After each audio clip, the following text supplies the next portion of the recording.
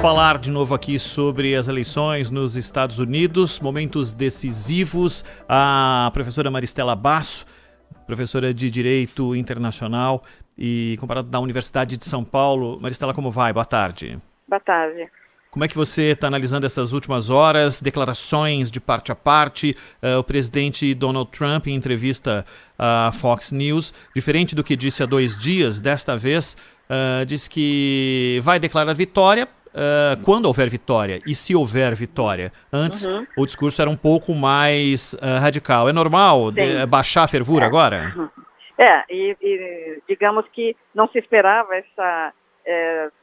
essa temperatura ficar assim um pouco mais baixa vinda do Trump, que é sempre tão polêmico e sempre tão exagerado e passional nas suas declarações, mas parece que ele caminha aí por uma estrada melhor, essa de não ameaçar, entrar com ações que possam questionar a validade desses votos pelo correio, que era algo que, como você destacou, ele já vinha chamando a atenção antes de a gente entrar nessa fase final da campanha eleitoral. Então, esse reconhecimento por parte dele de que agirá com elegância, né, e reconhecerá se perdeu, bom, isso é muito bom, não só para os Estados Unidos, como para o mundo. Mas, como você dizia, todos nós, né, hoje estamos de qualquer parte do mundo olhando para os Estados Unidos. Mesmo sendo uma eleição interna americana, é uma eleição que interessa ao mundo todo.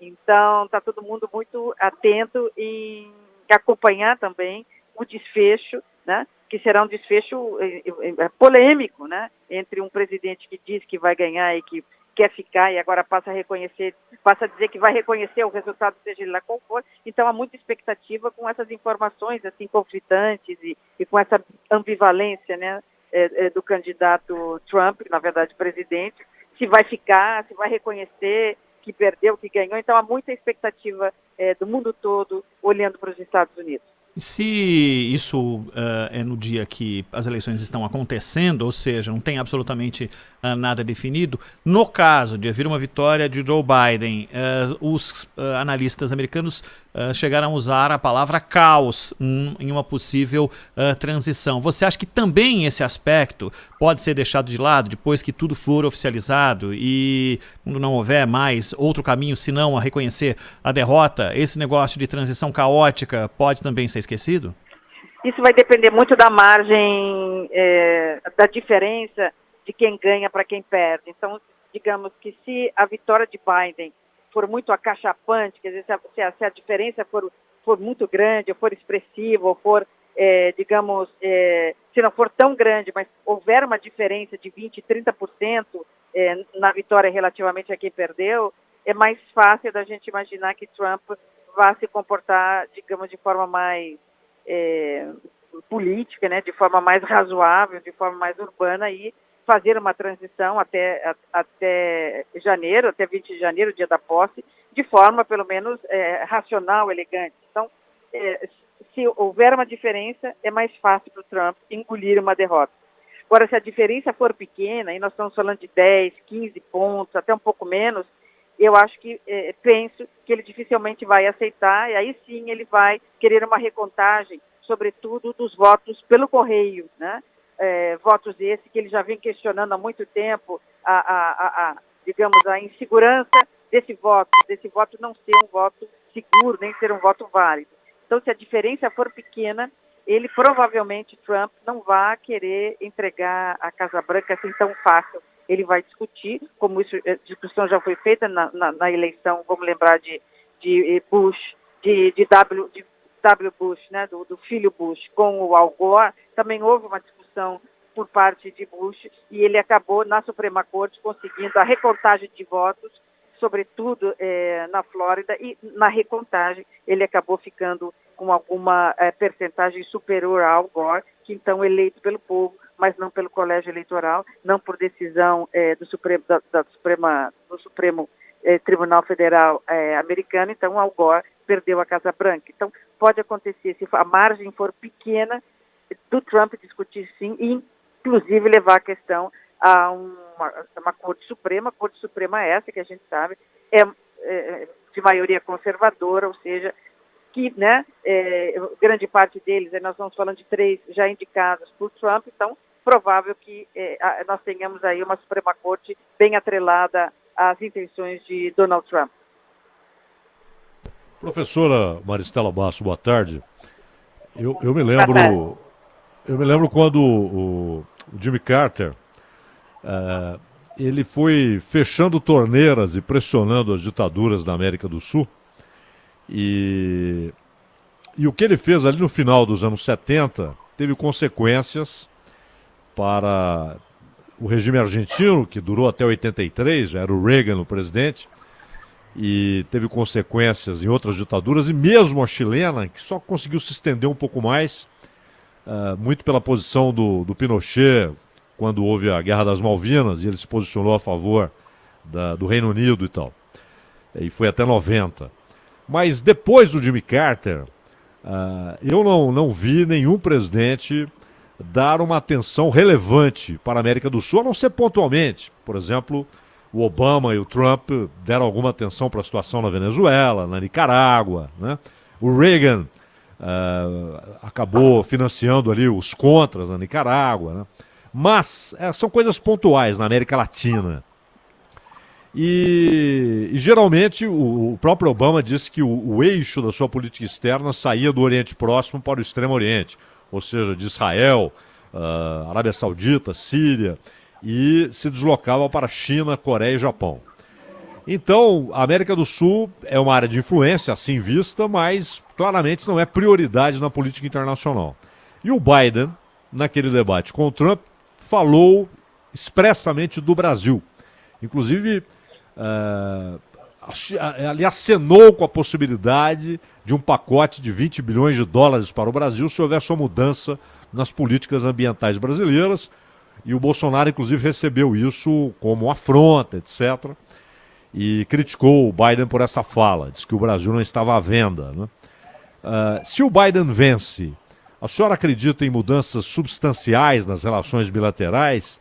Ou a América do Sul e o Brasil em particular continuarão sendo alvo de uma atenção bem periférica dos Estados Unidos? Eu concordo plenamente com você. A América Latina, e aí incluída a nossa nação, né, incluído o Brasil, não estará na agenda principal de Biden, como não estará também na do Trump, como também não esteve na do Trump, embora houvesse aquele flerte entre Bolsonaro e Trump, mas aquilo era de intuito persona, né, independentemente de ser Brasil e Estados Unidos.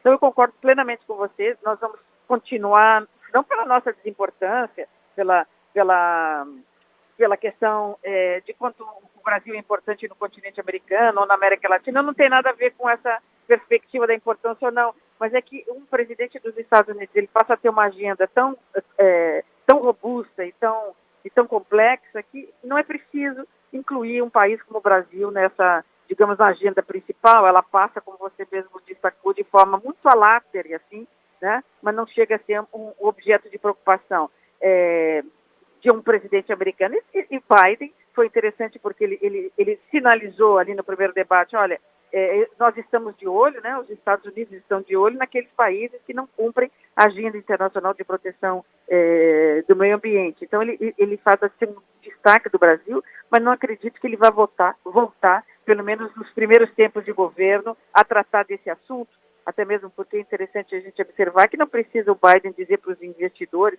onde investirem o seu dinheiro, se investirem em países que respeitam os princípios da sustentabilidade, do crescimento sustentável ou não, porque os investidores sabem, né? Então não precisa o presidente dos Estados Unidos pautar as atividades das grandes empresas, das empresas transnacionais, porque elas já vão naturalmente por questões aí de decisão interna, de gestão, de compliance, indo para países cujo marco regulatório seja mais seguro e cujo marco regulatório de desenvolvimento ele está inserido dentro da agenda da ONU, né, da agenda global. Então, eu concordo plenamente com você, acho que o Biden, se eleito, só vai mesmo se referir ao Brasil, assim, particularmente, partir do Brasil críticas à sua eleição, né? Então, digamos que o nosso presidente, então, passa a fazer críticas contra a eleição de Biden, começa a questionar até a validade dessa eleição, a correção, a solidez por meio da qual essa eleição transcorreu. Então, se houver, digamos, uma gafe dessas internacional por parte do nosso executivo, então pode ser que Biden venha a público dizer alguma coisa. Mas caso isso não aconteça, ele vai dizer, bom, tem tanta coisa para pensar que não vou responder para o presidente Bolsonaro, nem vou responder para os brasileiros, porque eu tenho tanta coisa para fazer. Então eu concordo plenamente com você, acho que vai ser assim. Professora Maristela, o Ronald mencionou há pouco a expectativa que há em relação à reação do derrotado, e o Trump deu até sinais interessantes de uma reação civilizada se for derrotado, etc. Agora, há muita preocupação, inclusive de comerciantes nas grandes cidades americanas, incluindo Nova York, com relação à reação popular, né? Tanto que tapumes estão sendo colocados, proteção de madeira, etc., porque há um clima, né, de confronto anterior à eleição, ao processo eleitoral, e que agora se exacerba. A senhora acredita que, chegando o 20 de janeiro, com Trump ou com Biden, os meses se passando, esse clima vai diminuir, vai se arrefecer, ou é uma tendência que haja uma divisão, que chegue ao confronto físico, inclusive, entre alguns grupos nos Estados Unidos? Sim, você traz uma questão importante que vai depender, volto um pouco ao que eu comentava anteriormente, vai depender muito da diferença, da margem de diferença de que um vença relativamente ao outro. Se a margem for grande, então as chances de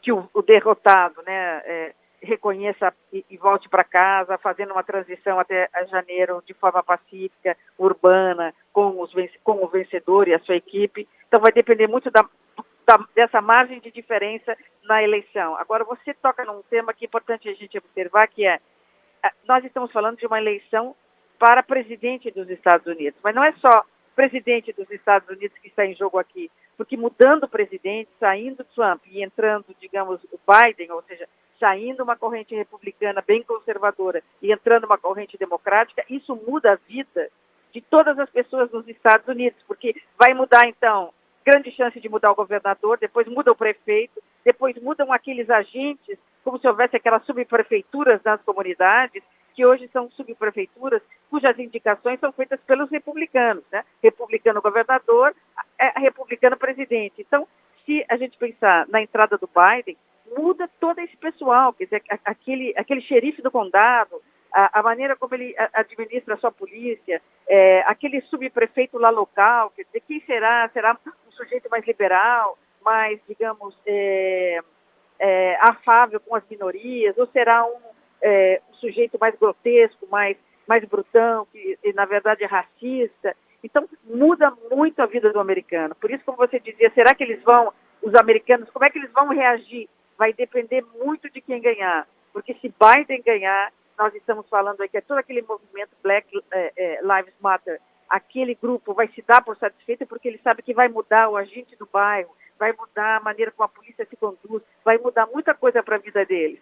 Então, há sim uma grande expectativa por parte do cidadão americano simples, né, daquele civil em pleno século XXI, tendo que discutir de novo questões relativas à negritude, relativas à escravidão, quer dizer, coisas que os seus antepassados faziam, né? E que hoje eles estavam de novo tendo que enfrentar esse tipo de questão tão antiga. Então, todos eles, todo cidadão americano, ele está preocupado com o que vai acontecer ali com o seu quadrado, né? Então, não é só uma presidência do maior país do mundo, mas é também como aí, ali no seu quadradinho, na sua subprefeitura, na sua escola, no seu condado, com o seu xerife, com a sua polícia, o que vai acontecer ali e se eles vão poder ter uma perspectiva de futuro melhor do que eles estão tendo agora, que são mortos ou presos nas manifestações e muitas vezes presos ou mortos injustamente numa blitz policial.